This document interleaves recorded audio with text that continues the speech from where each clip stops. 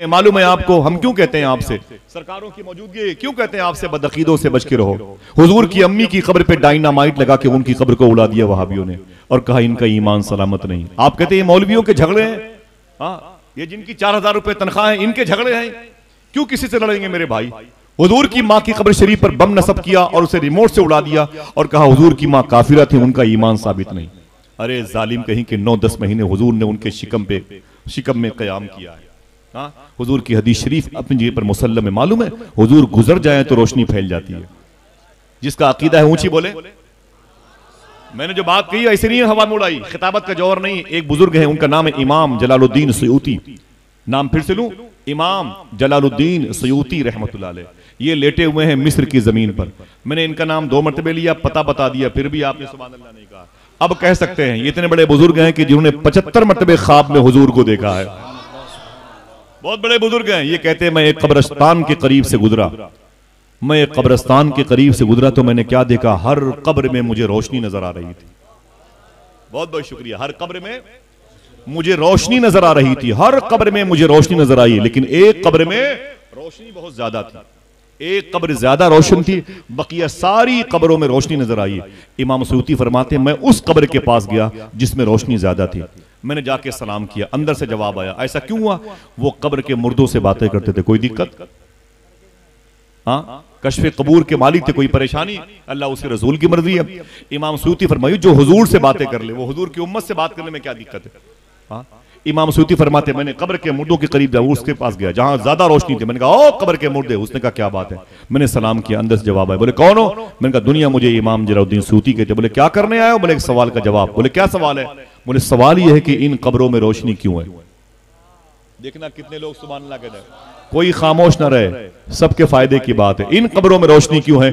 अंदर से जवाब आया बात यह है कि इन कब्रों में हुजूर आए थे। हाय हाय, क्या कोई चुपके से कह सकता है नूर वाला नूर लेके आया है।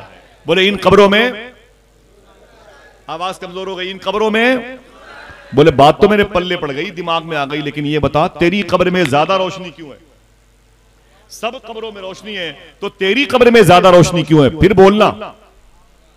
तो उस साहिब कब्र ने कहा बात यह है कि मेरी कब्र में हुजूर आए भी थे, मुस्कुराए भी थे। हाय हाय हाय,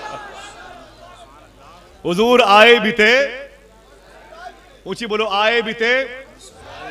क्यों बुलाया आपने गौहर साहब को। इतनी बड़ी सरकारों को आपने कहां से खानका शरीफ से बुलाया। आपने सरकार सुरकाई शरीफ में कहां से लोग चले आते हैं। ताहिर भाई को आपने कहां से बुलाया। बाप रे बहुत दूर है भाई, हमारे इलाहाबाद से भी तकरीबन 400 किलोमीटर के फासले पर रहते हैं। शेख अब्दुल्ला बगदादी के दयार से आए हुए हैं। आला हजरत की ससुराल है रामपुर, समझे आप। तो इतनी बड़े मुबारक दयार से आए हुए, क्यों बुलाया आपने। अल्लामा गौहर साहब को आप न बुलाते, पैसे आपके बच जाते, बच्चों की स्कूल में नशोनुमा में खर्च होते, उनकी पढ़ाई में करते हो। आप मुझे क्यों बुलाया भैया आपने। मैं आपसे पूछता हूँ, मुझे आप बाई ईयर दिल्ली भेज रहे हैं, क्या करना भाई, ये सब क्यों ऐसा करते हैं आप।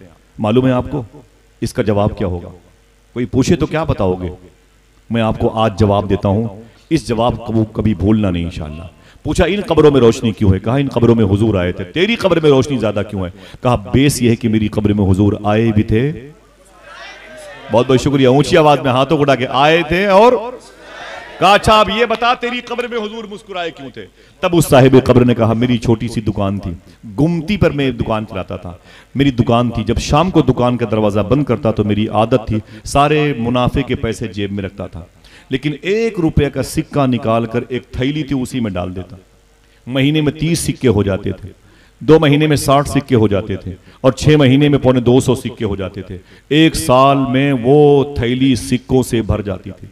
देखना कौन सुभान अल्लाह कहता है, वो थैली सिक्कों से भर जाती थी। बोले फिर जब रबीउल अव्वल शरीफ का महीना आता वही पैसे निकाल के हुजूर की मिलाद पे खर्च किया करता था। अल्लाह अल्लाह। बहुत बहुत हुजूर के अब्बू की जो कब्र शरीफ बनी थी वो खोखे सिद्दीक अकबर के करीब में एक मोहल्ला था जिसे दारे नाबिगा कहा जाता है। उनकी कब्र शरीफ की एक तस्वीर लॉन्च हुई थी। किताब का नाम था निशानात अर्ज़ नबवी। किताब का राइटर जमात इस्लामी का है मिसबाहुद्दीन शकील। इस पर मुकदमा लिखा है प्रोफेसर डॉक्टर रियाज मजीद ने। इस किताब में हुजूर के अब्बू की कब्र शरीफ की तस्वीर सबसे पहले शाये हुई थी।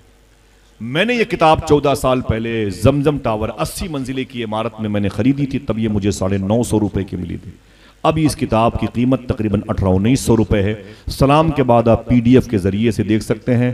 किताब चाहिए तो फिर मेरे साथ मेरे घर पे चलें। हुजूर के अब्बू की कब्र शरीफ मदीने बन गई। मक्के वालों को खबर नहीं कि आमिना बेवा हो गई। कबीले कुरैश का एक फर्द कम हो गया। न कोई व्हाट्सअप, न कोई फेसबुक, न कोई इंस्टाग्राम, न कोई न्यूज चैनल, न कोई अखबार, कोई बताने वाला भी नहीं। सारा ग्रुप उनका मदीने में रुका हुआ था। उनकी तदफीन अमल में आई है दारे नाबगा में 1978, यानी आज से 40 साल पहले हुजूर के अब्बू की कब्र शरीफ खुल गई। इंतकाल कब हुआ? जब हुजूर अपनी मां के पेट में थे। हरम की दीवारें तौसी हो रही थी, बढ़ोतरी हो रही थी, तो हुजूर के अब्बू की कब्र शरीफ खुल गई थी। देखना कितने लोग सुभान अल्लाह कहते हैं। देखने वालों ने तो ये देखा है कि आपका जिस्म तो जिस्म है, कफन के एक एक धागे चमक रहे थे। बहुत बहुत शुक्रिया। और यहां तक कि आपकी आंखें इतनी चमकदार थीं कि इतनी चमकदार आंखें तो जिंदों की भी नहीं रहा करती हैं। उनका नाश मुबारका उठा करके ऊपर रखा गया और चेहरे मुबारका खोला गया 1978 में। उस वक्त मदीने शरीफ में कुतुब मदीना शेख ज़ियाउद्दीन मुहाजिर मदनी आला हजरत के खलीफा मौजूद थे। उन्हें खबर लगी कि हुजूर के अब्बू की कब्र शरीफ खुल गई है, ऊपर लाके रखी गई है। तो आप दौड़े हुए आए, मदीने के टॉप क्लास के लोगों में शामिल थे। मौका मिला हुजूर के अब्बू के जनाजे के करीब जाने का। आप पहुंचे तो कहते हैं मुझसे बर्दाश्त न हुआ। मैंने हुजूर के अब्बू की जो नाश मुबारका रखी थी, मैं दौड़ करके मैंने पेशानी का बोसा दे दिया। हुजूर के अब्बू की पेशानी का मैंने बोसा दिया।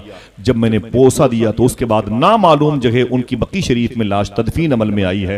मैं अपनी खानकाह में आ गया। शेख ज़ियाउद्दीन कहते हैं जैसे मैं अपनी खानकाह में आया, मुरीदों ने कहा कि हुजूर एक बात बताऊं। कहा क्या?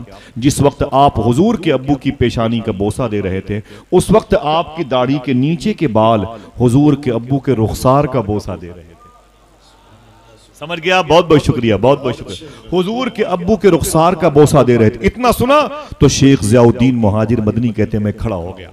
मैंने कैंची मंगाई और कैंची मंगा करके अपनी दाढ़ी के इन बालों को मैंने काट लिया और काट करके उन्हें शीशी में रखा और मैंने कहा खबरदार इनका एहतराम करना। मैंने इसे इसलिए काट के अलग कर लिया, मैं डर गया अगर मैं कहीं वजू करने चला गया तो मेरी दाढ़ी के बाल में पानी लगेगा, पानी नालियों में जाएगा। ये वही बाल हैं जिन बालों ने हुजूर के अब्बू के रुखसार के बोसे दिए। आका करीम सल्लल्लाहु अलैहि वसल्लम के अब्बू की ताज़ीम इस तरीके से तकरीर नहीं होगी, बस बैठे रहिएगा आप। मैं कुछ बातें करता हूँ, वो बातें ऐसी, तकरीर सुनाता नहीं, बातें सुनाता नहीं। सोचता हूँ जो बातें हों उसे याद कर ली जाएं। इसीलिए मैं धीमे लहजे में बात करता हूँ कि बातें याद कर ली जाएं, ताकि मैदान मैशर में ये न कहना कि फिर न कहना हमें खबर न हुई, हमें किसी ने ये बातें बताई नहीं। उम्मन इस मौजू पर आप एक महीने से गुफ्तगू समात कर रहे हैं, लेकिन मेरी ख्वाहिश है कि मैं इधर से इस पर बात करूं अल्लाह उसके रसूल के फजल से। अल्लाह ने कुरान में जिसे नूर कहा, उस नूर से मुराद सब कहते हैं। हमने माँ के पिस्तान से यही सुनते चले आए हम कि इशारा हुजूर की तरफ है। नूर से मुराद अल्लाह के रसूल की ज़ात है। इसीलिए हुजूर की आमद के मौके पर जब बिगुल बजता है तो यही ऐलान होता है, नूर वाला आया है, नूर लेके आया है। क्या बोलते हैं आप? नूर वाला आया है, नूर लेके आया है। फिर अल्लाह फरमाता है वमा अरसलनाका इल्ला रहमतल लिल आलमीन। उसी नूर को अल्लाह ने हैयत दी और रहम की सूरत में बना करके, करम की सूरत में बना करके उसे जाहिर किया। अल्हम्दुलिल्लाह आज हुजूर की थोड़ी सी बात नूर के हवाले से और करम हुआ बिइज़्निल्लाह, हुजूर की मर्जी रही तो इन सरकारों की मौजूदगी में रहमत की सूरत में थोड़ी सी बात होगी। और यही बातें आज हिंदुस्तान की दुख भरी ज़मीन पर इंशाअल्लाह मरहम का काम करेंगी। हालात बड़े ही ख़राब हैं, समझ लें पूरे मुल्क के। तकरीबन 5 दिन पहले वीरावल में, सोमनाथ में तकरीबन 10,000 शहीदों की 1200 साल पहले की मज़ारात को पुलिस ने तकरीबन, वहाँ की हुकूमत ने 1500 पुलिस वालों को लगा करके 200 ट्रैक्टर और 30 GCB लगा करके 10,000 से ज़्यादा मज़ारात को शहीद कर दिया। ये वो लोग थे जो सबसे पहले हिंदुस्तान में इस्लाम लाने वाले अजीमुश्शान काफिले का हिस्सा थे। हमें और आपको खबर नहीं है, आने वाले दिनों में ये हो सकता है कि हमारे गांव की, हमारे शहर की जो मस्जिदें हैं जहां अभी आवाज़ कम कराई जा रही है, आने वाले दिनों में मीनार भी उतारने का हुक्म आने वाला है। मस्जिदें भी शहीद कर दी जाएंगी, कुरान के पारे भी जला दिए जाएंगे। औरतों के चेहरों से नकाब खींचने का वक्त आ गया और आपके दाढ़ी रखने के लिए आपको हुकूमत से परमिशन लेना पड़ेगा। बहुत दूर होते जा रहे हैं हम अल्लाह उसके रसूल की तालीमात से। आइए थोड़ी सी बात करते हैं, बैठे रहें। अगर दिल कहता है कि, अगर नफ्स कहता है, शर कहता है, चलो तब भी यहीं बैठे रहना, क्योंकि ये हुजूर की महफिल है।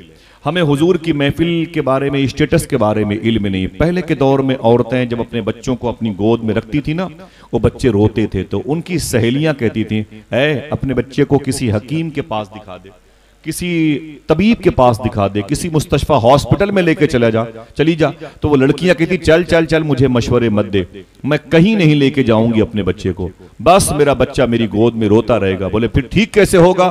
तो लड़कियां कहती थी कि 2-3 दिन के बाद मेरे दरवाजे पर हुजूर की मिलाद की महफिल होने वाली है, मैं अपने बच्चे को हुजूर की मिलाद की महफिल में लेके जाऊंगी, मेरा बच्चा रात भर हुजूर की बातें, हुजूर की नातें सुनते सुनते शिफा पा जाएगा। ये मकसद हुआ करता था। पहले के दौर में गरीब लोग हुजूर की मजलिस का इंतजार करते थे, माजूर लोग गरीब की मजलिस का इंतजार करते थे, लोग जिस्मानी तौर पर फिटनेस नहीं होते थे तो हुजूर की मजलिसों का इंतजार करते थे। ये तो मजलिस के फवायद आपको मिल रहे हैं, इसके बाद क्या होगा? सूफिया कहते हैं जहां मजलिस रसूल होती है वहां 300 साल के बाद भी अगर किसी अल्लाह के वली का गुजर होता है उस जमीन से, अगर किसी अल्लाह के वली का गुजर होता है तो वो भी यहां अपने गुलामों को लेकर ठहर जाता है और अपने मुरीदों से कहता है, यार ठहर, ये जमीन बता रही है कि इस जमीन पर कभी आमीना के लाल की बातें हो चुकी हैं। हम समझते हैं ये मौलवियों का काम है, रोजाना डर रहा है उनके मुर्ग मुसल्लम खाने की तराकीब है। ना ना ना मेरे भाई, यही वो जिक्र रसूल है जिसकी वजह से जमीन का निजाम कायम है, जिसकी वजह से हमारी पलकों का झपकना बराबर मुतवातिर हो रहा है। हुजूर का जिक्र ना हो तो जमीन में फसाद फैल जाए, अगर हुजूर की बातें ना हो तो इंसान की रूह बीमार हो जाए, हुजूर का तस्करा ना हो तो हमारी आंखें अपना काम करना बंद कर दें। ये जिंदगी के शब रोज, ये आइन, ये आर्टिकल, ये कानून जो आज हमारी जिस्मानी इंसाइक्लोपीडिया का सबब बने हैं, वजह आमीना के लाल की जात।